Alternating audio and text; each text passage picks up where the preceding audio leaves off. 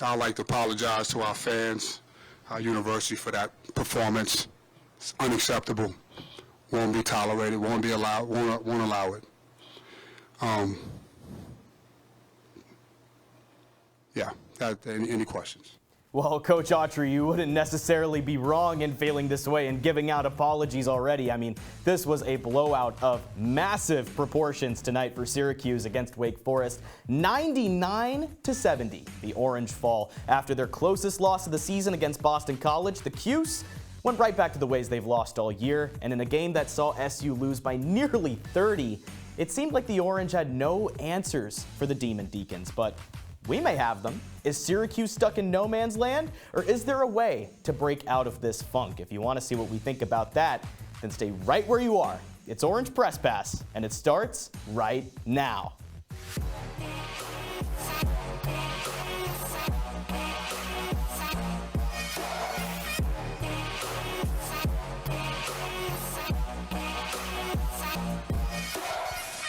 Welcome inside our CitrusTV studios. It's Orange Press Pass alongside Sam Corcoran and Nate Cunningham. I'm Srikar Rajendran. Now, this game was a doozy, 99-70, all right? And with this whole loss compounded by the loss to Boston College, Sam, I wanted to ask you, what are your first thoughts on this whole deal? Srikar, this is a sorry loss by a sorry group of players who wanted no business going down to Winston-Salem today. This was a must-win game for Syracuse, Nate. A quad one opportunity, and they blew it. They couldn't shoot, they couldn't rebound, they couldn't move the ball. Terrible shot selection throughout the game. If you're a Syracuse fan, you should be embarrassed by the way Syracuse performed. They need to wake up. Sorry? I'm going to go shameful. This was just embarrassing. A 5-point loss to Boston College, it's a tough one. You can kind of deal with that on the road.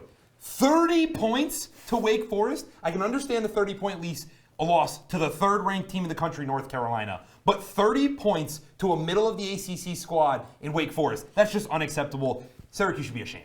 Well, it was a very, very tough one in Winston-Salem. And before we move any further, I think it's a good time to look back on how this game really went. What were the different factors that led into this blowout? Syracuse and Wake Forest obviously have played close in the past, but now, if we take a look at this game, it was completely the opposite. As I mentioned, Syracuse trying to avenge the ACC tournament loss last season. If your memories are fresh, it ended on a Davian Williamson 3 at the horn. And we'll just go right to a 3 right here to start the game. That's Andrew Carr. You'll be seeing a lot more triples right here, but a steal by Judah Mintz, and look at him take it to the rack one-handed. A big slam with authority, and he was juiced after that one. But right back on the other end, Wake Forest hits a 3 in the corner. Sam, they were really lighting it up from 3. The Demon Deacons shot 55% from beyond the arc in the first half, and it only got better throughout the game. Srikar, Nate, that's how you put teams away. Yeah, the Syracuse defense just giving up easy passes, and it paid off. Well, that's an easy pass right there to Malik Brown inside, a two-handed slam. And then Hunter Salas on the other end after the turnover, or excuse me, not Hunter Salas, but that's a dunk right there. 42-28 at the half. A big deficit. Can Syracuse chip into it? Maybe Justin Taylor has an answer for that. That's a big 3 right there. He might have gotten fouled. But on the other end, I told you there'd be a lot of 3s. The Demon Deacons hit 7 in the second half. Cameron Hildreth right there hits the 3 on the assist from Kevin Miller. And on the other end, a big steal there. Quadir Copeland is able to go to the hoop. And this was before he eventually fouled out of the game alongside Malik Brown. And again, we'll just go to right. Another 3 inside, going to the corner. Parker Fredrickson hits it. And then Efton Reed doing a little bit of post work to put this one away as he hits the little spin move, and a nice finish there. Overall, 99-70, a huge deficit here and a big loss for SU. And we look at it, it's the most points Wake Forest has scored on an ACC opponent all year. But on the other side, not much offensive production for the Orange. Yeah, when you look up there, you'd say, well, what was the good thing for Syracuse? Well, J.J. Starling, Judah Mintz leading the way. But other than that, it was kind of nothing but bad for SU. They couldn't get much production on offense, lots of missed shots. The people who did do on offense couldn't get the ball because the ball movement was terrible throughout the game. Just an ugly loss, one of the worst losses I've seen from Syracuse ever. Well, as you just saw, an interesting game over in the LJVM Coliseum, and we had our reporter, Jared Johnston, covering all the action on site. Jared, It's obviously good to see you. You're looking sharp. My first question to you is, what is the general vibe around the team after 2 back-breaking losses? How do you carry forward after 2 losses that could shake up a locker room this late in the year?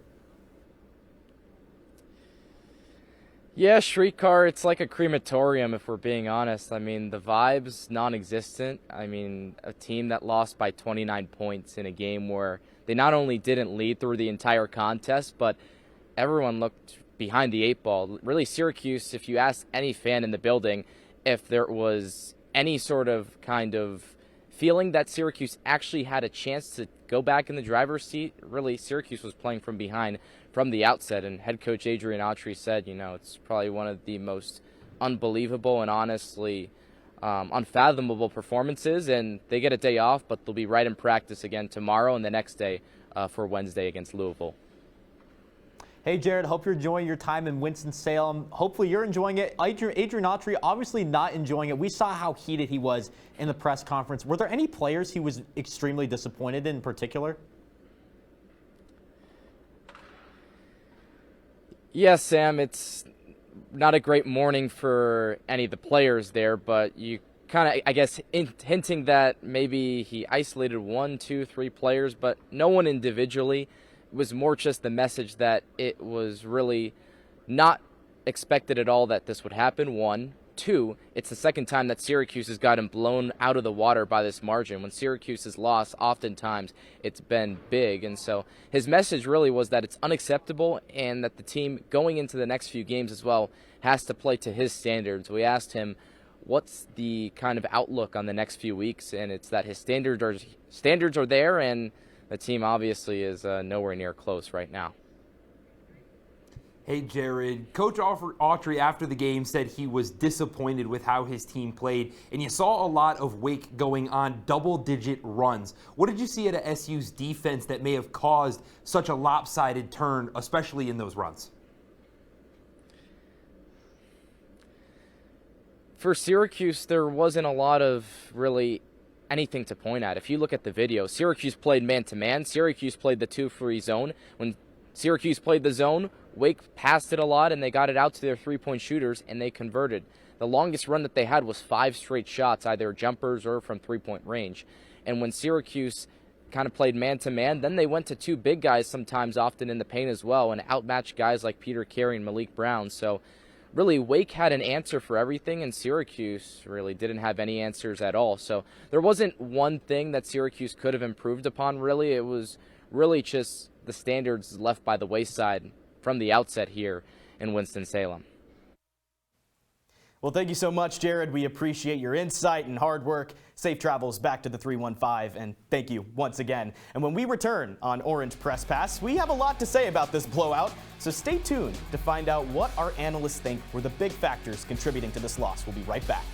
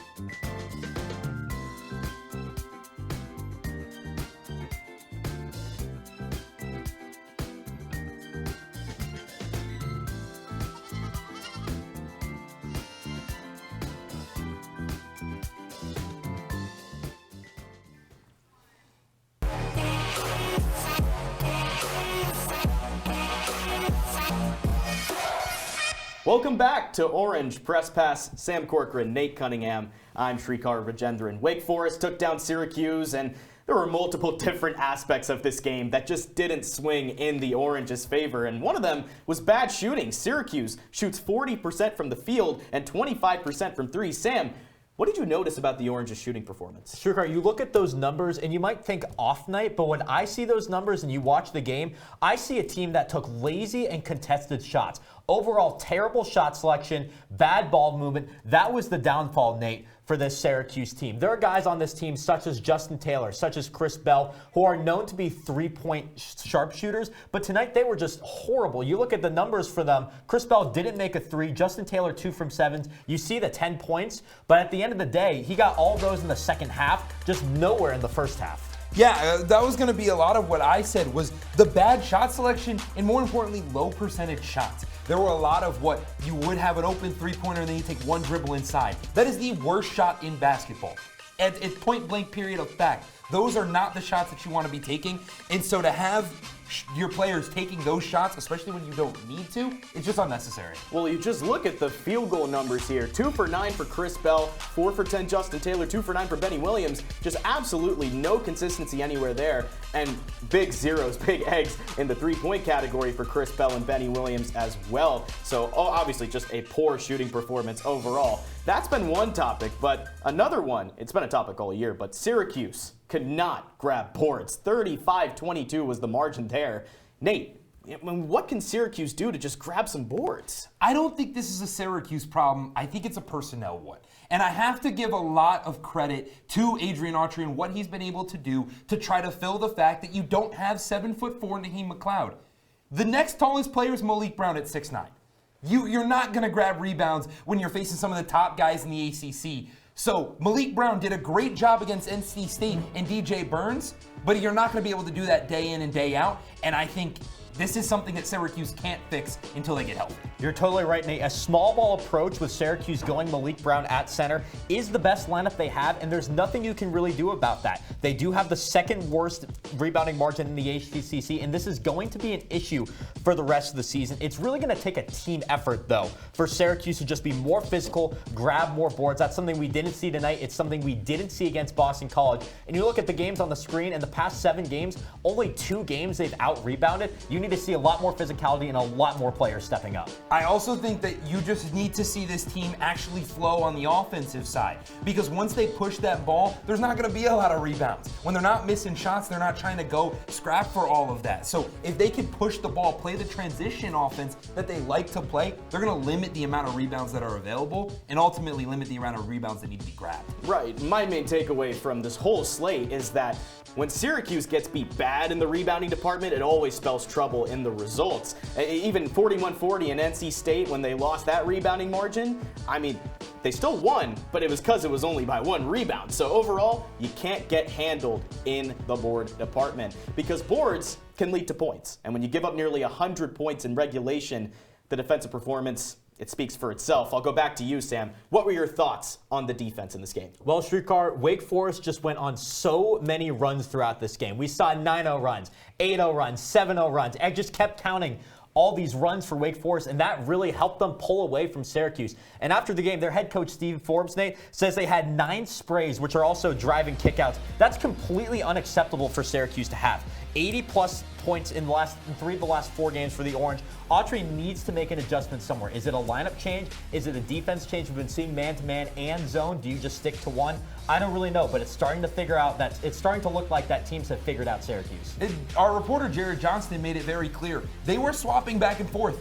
They were trying everything imaginable to go out there and to stop these runs that Wake Forest had, but instead it wasn't successful. When you talk about their zone defense, Wake Forest was passing the ball. They barely took any dribbles. Why? It's because they knew if they kept passing the ball, they would be able to get their open shots. In the man defense, they did almost the same thing. Pass the ball into the high post and then do a lot of those drive-in kicks. That motion offense, it just killed the Orange. It killed the Orange, and when you don't really have a set defense, when you're going back and forth, that can cause some confusion on the floor with a lot of players rotating. We're seeing a bigger personnel now going from Boeheim to Autry. It's confusing a lot of the players. I just see confusion on the floor.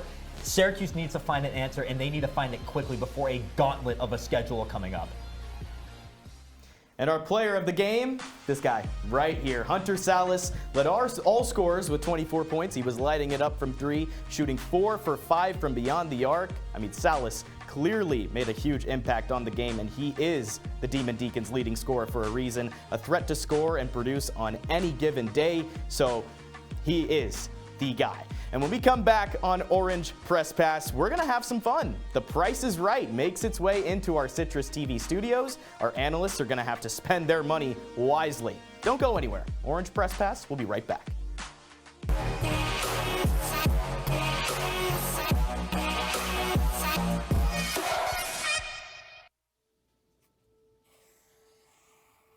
Dad? Just 1 minute, okay? Hey, Bobo, do trees tell each other stories? I'm sorry. I'm afraid I don't know that. Hey, why don't we go find out?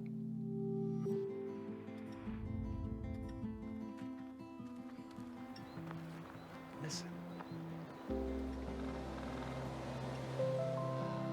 Do clouds take naps? I couldn't tell you.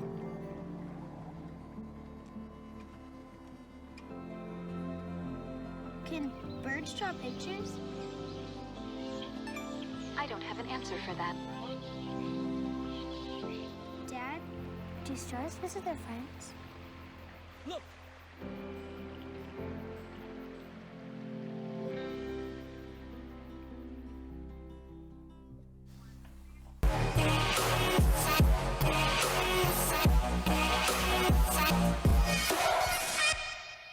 Welcome back to Orange Press Pass. That's Sam Corcoran, Nate Cunningham. I'm Srikar Rajendran. Let's have a little fun. Let's live a little. All right, guys?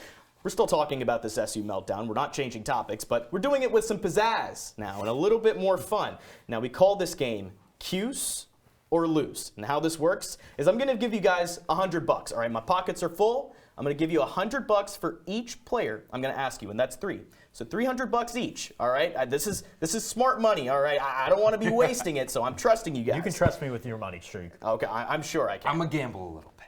I don't fighting words from Nate Cunningham right there. You can spend a lot, you can spend a little, but you got to tell me how much you'd buy into certain people in this SU program. You guys have all the power here, so without further ado, let's get into our first player, and that is Mr. J.J. Starling, who led the Orange in scoring tonight. He's been catching a groove lately, but Sam, how much are you buying into these recent performances, and how much are you buying into this game tonight? Srikar, J.J. Starling has been a bright spot for Syracuse lately. After a tough loss against Boston College, a brutal loss against Wake Forest, I'm putting $70 on J.J. Starling. He started off slow tonight, which has been a common theme this season, and that's why I won't give the $100. Also, Judah Mintz does clear him when it comes to value on this team, Nate. But 6 straight games with double-figure scoring is huge. J.J. Starling was a guy who seemed to not have as much confidence in the beginning of the season, but he's become the clear number 2 option and the second most valuable player on this team. I need to invest big in J.J. Starling, and that's why I'd spend $70 on him. See, for a lot of the same reasons that you say 70, I'm going to say 50.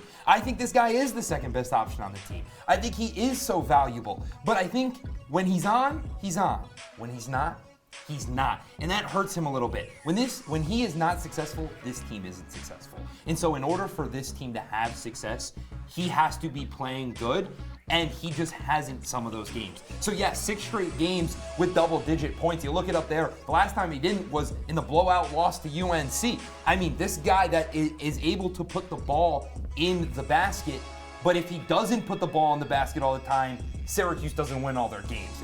You can look at that Florida State game, only 10 points, and they walked away with a loss. Kind of proves my point. Now, especially looking at that Miami game, 22 points, he hit 6 threes. He can be a real threat in the offensive end. But next up, we have Quadir Copeland, who has been a big grower this year. Obviously, delivered one of the most memorable moments of the year with that game winner against Miami. Nate, are you planning to buy a little bit more into a guy who came off the bench, has looked really good? Do you think he's been consistent? Am I buying more? Absolutely. $75. Oh my God, you're just throwing money away. Quadir Copeland. I'm not throwing money because this is a guarantee. Quadir Copeland's the spark plug of this team.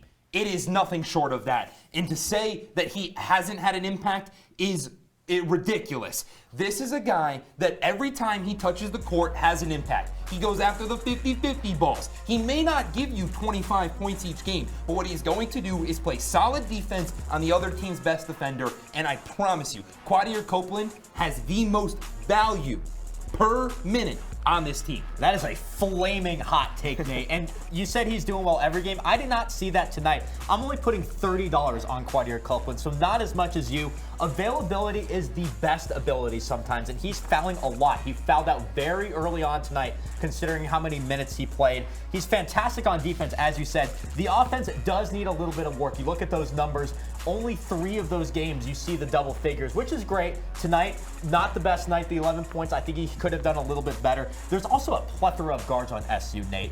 That doesn't make him as valuable, unfortunately. Those guards can step up and fill his role easily.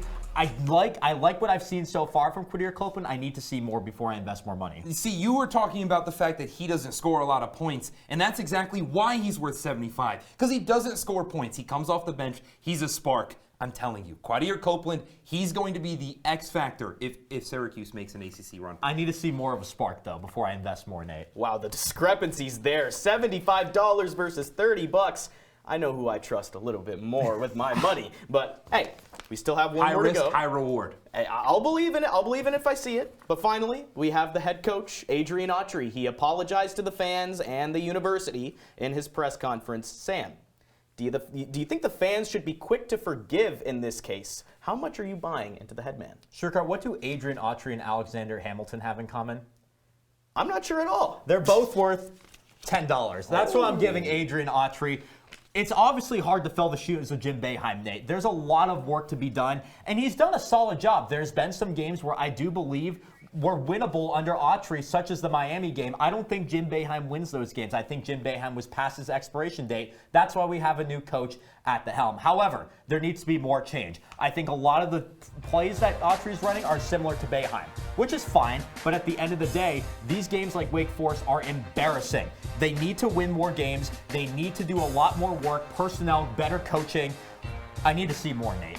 I agree. I also need to see more. Adrian Autry doesn't add a whole ton of value to this team because the wins that they have are because their personnel is there. I'm going to give Adrian Autry $5. You brought out 10. I've got a $5 bill in my pocket as well. We're flashing a little bit of cash here. But no, you're right. He's brought in a man-to-man defense that's proven to work against some of the lesser teams, but against some of the better teams in the conference, it just hasn't proved to be successful, and he can't make the in-game adjustments.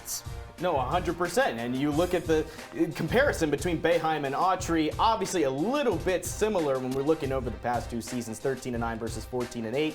Pretty much the same in points per game. 3-point percentage, a little bit of a discrepancy there, but favors Boeheim. Overall, I mean, Sam, it's been a pretty even tenure. It's been even, and there is a learning curve with Adrian Autry, so you have to give him the benefit of the doubt. At the end of the day, with the way he's coaching right now, it's not exceeding expectations. It's about as expected as I would think it was going to be. So that's why I'm not betting too much. This team isn't a tournament team. They're not going to go that much further in the season. I need to see more before I invest more. I agree that you need to see a little bit more, but I also need to say Jim Boeheim was at the end of a 47-year career. The game of basketball has changed quite a bit since then. Real quickly, can I see the cash real quick? Oh, yeah, absolutely. I need to make an inspection. It's a little beat up. Yeah, I'll just... Mine's crisp. I mean, yeah, they look like good dollars to me. But I mean, we've had our fun up here, but when we come He's back... got to get the insurance. Yeah, we're going to be taking... when we come back, we're going to be taking a gander around the NCAA and ACC after this absolute rout. Stay in your seats. Orange Press Pass. We'll be back very soon.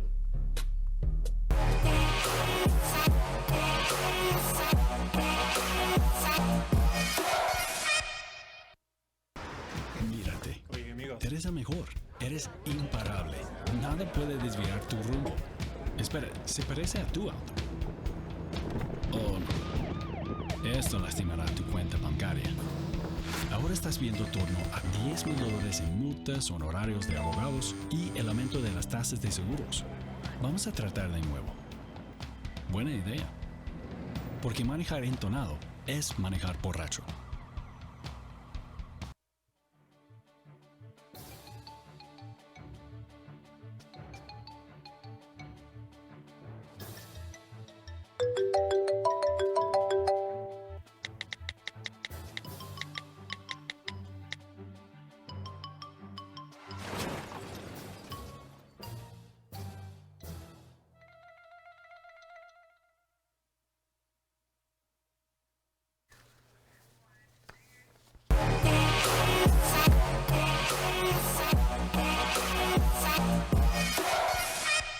Welcome back to Orange Press Pass. Sam Corcoran, Nate Cunningham, I'm Srikar, Rajendran. Now, fellas, we witnessed a blowout, obviously, but around the NCAA, I mean, there were quite a few closer games. Let's take a look at what happened while SU was in action. Sam, any scores that really stick out to you? That UNC game over Duke, a 9-point victory. I expected UNC to win, and I expected them to win big. UNC, a national championship team.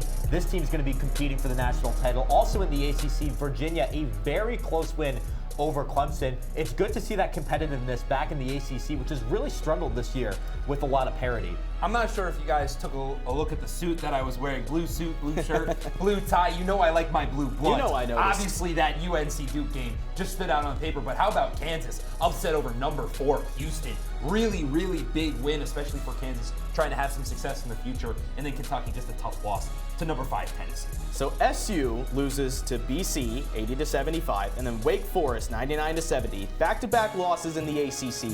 How does that impact their standing? Well, let's take a look to find out here. Obviously, UNC still reigns supreme at the top, followed by Virginia and Duke. Any other discrepancies you notice, Nate? Yeah, when you look at those top 3, those are almost the locks to make March Madness, is it not? But a team that's not up there that is currently in bracketology to be in, Clemson, 4-6 in the ACC. They're not up there, so it's going to be interesting to see how the rest of the year goes out because, as you mentioned, Sam, the ACC not too competitive as of late, kind of working its way back there. See what happens in the future. Well, looking at those standings, that UNC game on February 13th and the NC State game the week after, those are 2 crucial games for Syracuse. They handled business against NC State the first time. Another team ahead of them, Miami, handled business. But other than that, they have really struggled against the top teams in the ACC. They need to show a little more passion and aggression against those teams in order to make a push. Maybe for the tournament, could be out of the reach, but in the ACC tournament, never say never in March. Well, the next time you tune into Orange Press Pass will be against Clemson, which is an hour long, so we'll be talking ball for quite some time there. A big game for the Orange against a tough opponent. I mean, what are your guys' early thoughts on the matchup? Yeah, this is the return of Joe Girard to the JM8 Wireless Dome. If you're not excited to watch this game, you know Syracuse fans are going to give him a lot of boos, but this is a big-time win for Syracuse if they can pull that off, and it'll really boost their resume. Clemson, a 6th seed in Joe Lunardi's bracketology at the moment. This would be a massive win, as you said, Nate. If Syracuse can pull this out, maybe it's a wake-up call. Maybe it can turn this season around. And this is another game going into North Carolina. If they can get some momentum, that UNC game could get real interesting, Srikar. Well, Clemson, obviously a legit ACC opponent. Fellas, I wanted to pose this question. You know, is there anything that SU could do in specific to maybe come out with a win here? Just got to play better than they did tonight. It's that simple. There was no effort. There was no passion. Just a lack of everything. If Syracuse can maybe improve one of those areas, it can be a little bit closer. If they can improve all of them just a little bit, I think this can be a better game. They need to lock down the 3-point defense. If they do that, especially hold Joe Girard to single points, they'll be solid. Before we sign off, Sam, after a huge loss like this, I mean, what's your final message to this squad? Like, what do you say to this Orange team after that performance? Well, Srikar, I kind of hinted it in my first thoughts. Wake up, Syracuse. It's time to wake up, get out of bed after a lazy performance like this, after a lazy performance against Boston College. Syracuse needs to get back on its feet. They have Louisville coming up in the Dome. Louisville, the worst team in the ACC, even though they beat Florida State tonight, that should be a huge win for Syracuse if they can get back on their feet and then build some momentum up, like I said. Clemson, UNC, they can win. If they win any of those 2 games, maybe teams will start talking about Syracuse being a threat in the ACC, but that only happens if they get out of bed. Currently, there's a ton of Z's over Syracuse's head. My final thought, Sam, is Syracuse needs to be nothing short of perfect for the rest of this season. This wasn't necessarily the nail in the coffin for their season, but they shut the lid, is what the Demon Deacons did. This team has not looked successful. This team has not looked strong on the offensive side. This team doesn't have an identity, and they've struggled to really put some sort of basketball together. I know that sounds kind of crazy because you're playing basketball, but they haven't put anything together to be a Syracuse basketball team. They haven't gone out there and given a product, and they need to turn that around now, or else they're going to have no chance at making a run in the ACC tournament. Large expectations and a heaping amount of pressure on this SU team going into the future. That'll do it for Orange Press Pass. You guys have fun? Oh, I had a lot of fun. Couldn't Couldn't imagine a better time. Same for Syracuse me. basketball, not that much fun, though. No, it really isn't, but it's always fun to talk ball with these two. A big thank you to our production team and everyone involved with the show. For Sam Corcoran, Nate Cunningham, and I, thanks for watching, and we'll see you next time.